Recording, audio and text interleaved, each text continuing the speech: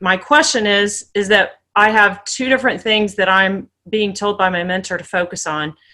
And basically to do my remodeling that I do all over the world, virtual, and to be able to, an interior design, and to be able to also on the side, like a side dish, be able to do my dream and destiny coaching. So, because I know that the remodel has been making me money for a long time, I want to stick with that just because of the obvious reason for income. Yeah. So my question would be, I feel like I'm getting in my own way because I have been a professional organizer for 20 years. And so I'm kind of getting in my own way because I want to try to figure out what to name it first before I actually do anything. And I've been stuck on the name. The organizing thing? No, the remodels, because I do remodels now. Oh, okay. Yeah. Worldwide. How long have you been stuck on the name? Since this 30-day challenge started, I've been really knowing what I want to do, but stuck on the name. So it's stopped me from really going forward. Okay. So let me speak into that real quick. That is not a good reason to stop moving forward. Okay. Like, no one's going to care what you name it. Okay. And you can change the name. True.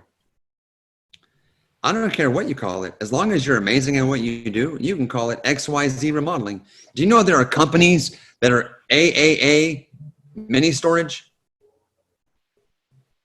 AAA, you know why they did that? Because in the phone book, they got to come first. So they were called AAA or 5A, AAAAA mini storage. I mean, it could be called Candy's Remodeling Service. Like, so Candy, like, can I coach you a little bit? Can I give yes, you? Yes, please. Okay. Absolutely. There's a reason why you let that stop you. Because that is a very silly reason not to move forward.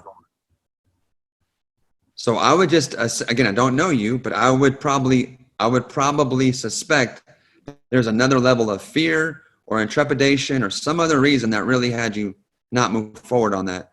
Because the name doesn't seem like that is a barrier that you wouldn't have known to push through. Yes, so why, sir. what's the real reason why you didn't do this? Yeah, the barrier is that I'm used to hands-on. Like I had a job in Hawaii right before the virus started. And of course I didn't get to do it. I've had worldwide jobs that I fly out to. Just did a job in Boston right before the virus happened. And I love that. So I think that's what's hindering me is that I'm used to doing everything on site. Yep.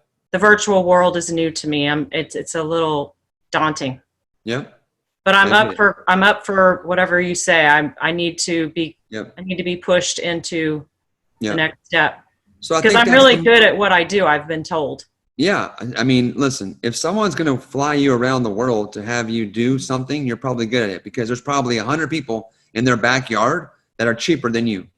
Yeah. And I specialize in spending about $20,000 and making them about $200,000. Okay. So there you go. So you have a real value proposition. You're good at what you do. Okay. The real question, see, Candy, I want to help you get more self-aware. You guys see, so Candy is here thinking that she hasn't launched this business because she doesn't know what to call it. That's a lie. And whether someone else lies to you or you lie to yourself, it's just as damaging. The real reason why Candy hasn't launched a new business is she's like, I don't know how to actually be who I don't know how to actually do what I'm great at without being there. And that's the real reason why I'm stuck. So the question should be, Pedro, if I used to do blank, blank, blank, and blank on site, what is your best idea for how I can pivot and now do this virtually? That is the better question. Yes. Start thinking about that though. Oh, I absolutely am there. I'm ready to do the next thing. Start thinking about what it would look like. Start thinking about, okay, well, I used to do it this way. How can I do it now? You're seeing me use Zoom, right? Zoom, FaceTime. There's so many things you could be doing without having to be there. And what you could do, Candy, send someone in your place. Hire someone on the ground that can go take the measurements. Candy, your brilliance is probably not in the labor. Your brilliance is in how you see things and how you set things up. You could probably hire an interior designer or some kind of person on the ground where they are to go be your hands and feet and pay them a very small percentage of what you're going to charge.